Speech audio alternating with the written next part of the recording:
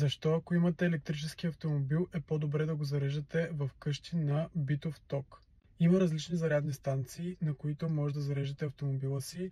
Тяхната цена за киловатт варира между 55 и 90 стотинки, докато цената на нормалният битов ток, който е у вас, е около 25 стотинки.